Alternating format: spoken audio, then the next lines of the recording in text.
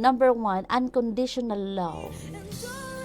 A good parent daw shows love and acceptance to their child regardless of their behavior or achievements. This fosters a sense of security and confidence in the child. So, unconditional love. Kung unsa pa na imong anak diha, no? Kung ang pag-anak ba nimong ana, dili ba siya, kumbaga premature, or naabay defect sa iyang lawas, or dili ba siya bright, kay kasagaran na ba mga katropa, no? Kay dunay ka ng favoritism.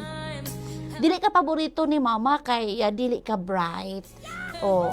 'Di ba? Naingon ana, dili ka paborito ni mama kay dili ka gwapa. Dapat dili nimo ipa-feel sa imong anak ang inferiority. No, dapat dili niya na ma-feel mga katropa.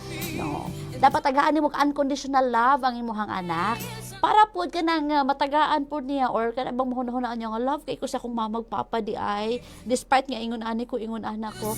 So I will try hard, I will try my best para masuklian ako ang pag-love sa ko ang parents. No, lisod no, kani siya kay nakita ginato ni siya nga mga panghitabo. Dili ni siya bag-o sa tuwa mga katropa. No, daghan gyud mga parents ang ato ang makita sa tong palibot nga inana ilang pagdala silang anak ano. Abi kay dili maayo, kumpara sa usa ka igsuon dili siya pinangga. No, ang isa kay pinalabi, pinalitan kaayo sa tanan mga katropa. No, paborito kaayo unsa i-demand ihatag dayon pero pag ikaw mangayo kay iron ka walay kwarta. Oh. Or dili ba ignon ka nga kana sira kag pangayo pag human imong grado pasta nang atsa man na 7 ano 75 mao na imong grado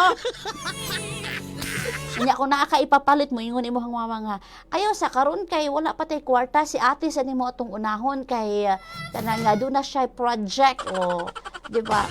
Pag inanana day mga katropa, so dili siya maayo. So dapat ipakita na to ang conditional love sa tuang anak. Now you know. Oh. Sunod mga katropa, number 2. Matud pa effective communication. Epektibo nga komunikasyon mga katropa.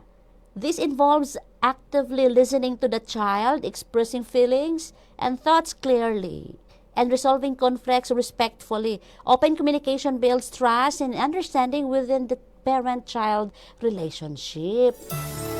Kanang dili kay kung do na kay madunggan nga problema sa school kay mong anak ingani ingon ana tawgon mo Dave ali ko dire.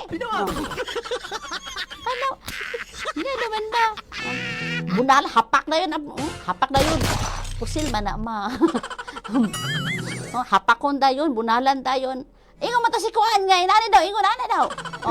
Kaya wala pa nimo nadungog ang side sa imuhang anak. Imuhang nang gibunalan diretso. Wala ka nakikistorya.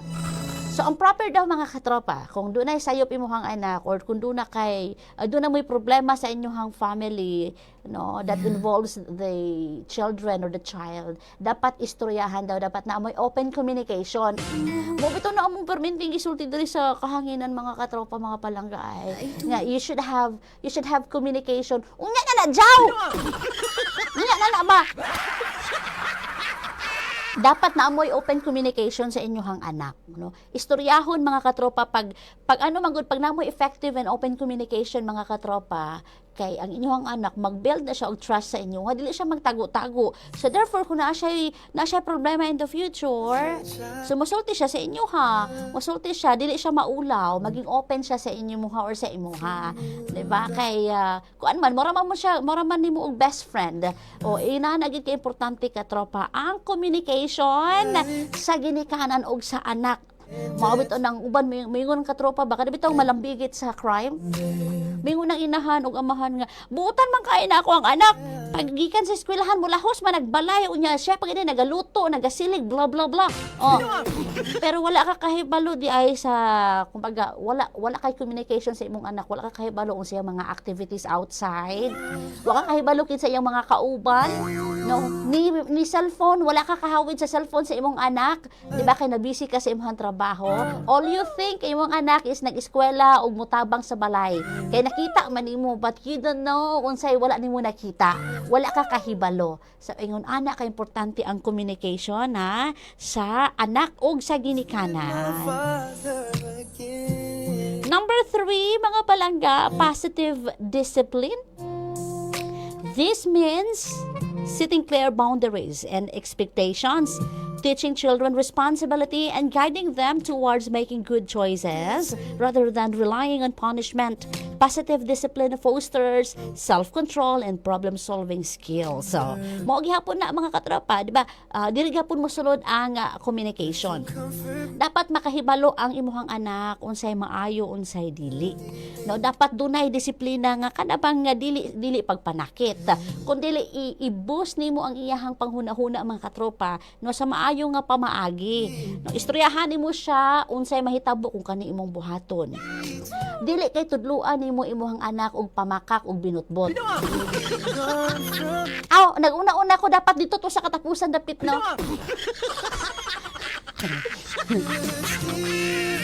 Di ba disiplina mga katropa, no? Kahibalo dapat ang imuhang anak unsay maayo unsay dili. Dili kay kahibalo ka na nga dili maayo pero imong gitolerate o imong pagisugo imong anak.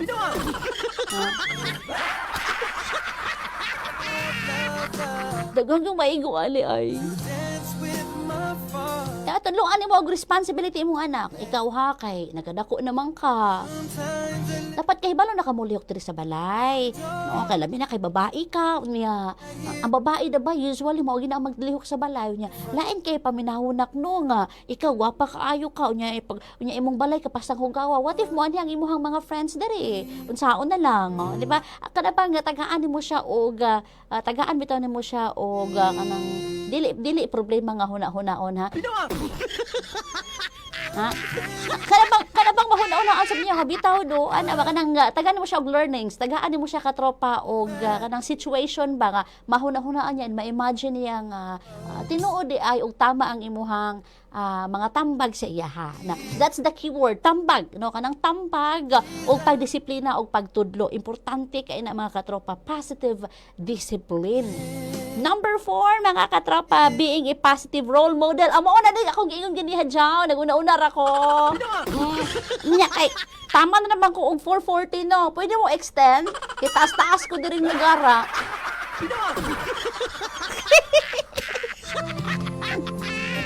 Kinigid ka tropa, being a positive role model. Parents' actions, behaviors, and attitudes significantly influence their children. By demonstrating positive traits like honesty, empathy, and resilience, parents can instill these values to their children. Mo na. Mula kung gingon kaganiho mga katropa, kung ikaw inahan, ikaw ang kauban sa imong anak, example lang ha, wa ko gaingon nga ikaw ni.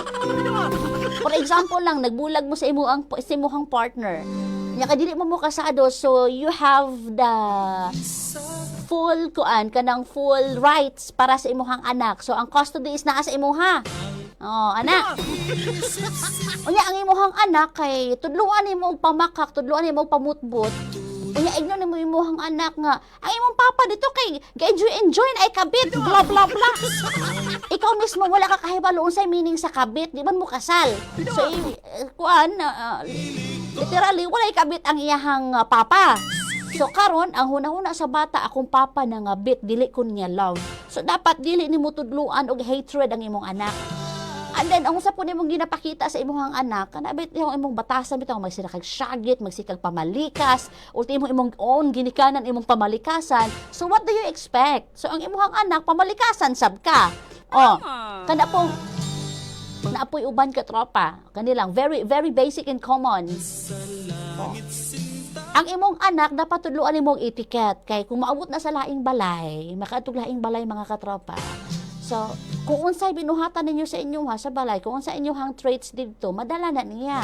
Like mukaon, bisag sabaw, kinamuton, ana ba?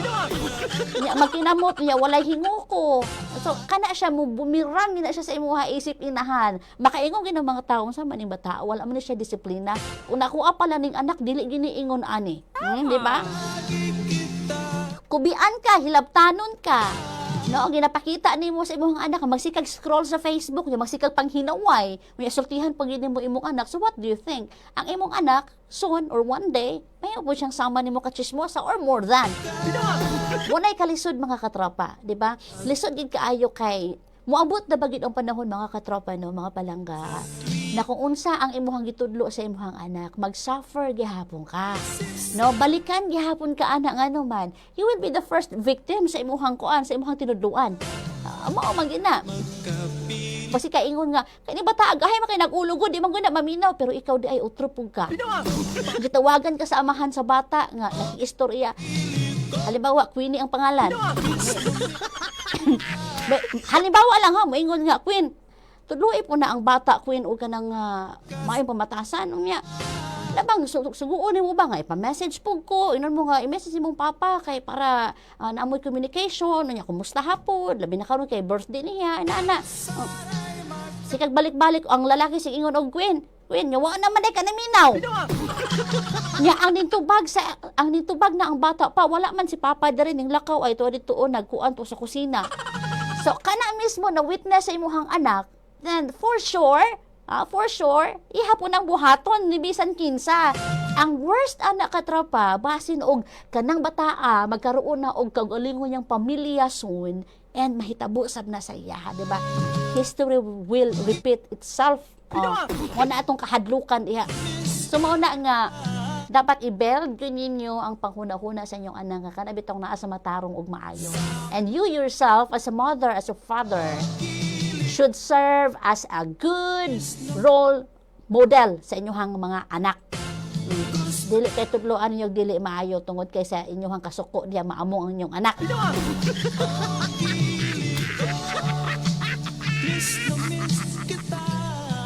Di ba sakit masampalungan ka matuuran no? Next mga katropa, kay hapit na ang akong oras. Prioritizing self-care. Taking care of one's own physical and mental well-being is crucial for effective parenting. When parents are healthy and happy, they are better equipped to provide the love, attention, and support their children's needs. Importante gina. Ikaw mismo sa imong kaugalingon, napansin ninyo, even sa movies mga katropa, kung mag-away ang mga ginikanan, nag-away ang lalaki, babae, magbulag sila. Apparently, ang ilang kasuko, ilang ipasa sa ilang anak. Di ba? Maran akong ingon, kaganina pa, na dapat dili ninyo apilon ang inyong anak kung sa may inyong conflict o sa inyong problema. Ikaw mismo sa imong kaugalingon, dapat mo bangon ka, ipakita nimo nga strong ka, ipakita nimo na sa imong anak. And you should have tarong nga panghuna-huna, tarong nga paminsar, aron katrapa nga magampanan nimo ang imuhang role as inahan or amahan. O kay unsaon man kung apektuhan ka sa inyong problema, unya makitaan ka sa imong anak nga hubog-hubog ka diha or gasigira kag hinuktok sikag pahiniksik sa imong ulo kutuon man di ikaw. Sikag pahiniksik diha. Unya duulon ka sa imong anak, inon po nimo nga si Debbie, samok. Di ba? Dapat imong kaugalingon mismo imuhang ayuhon. No, imong klaruhon ang imuhang kaugalingon para mahimo kang effective nga ginikanan.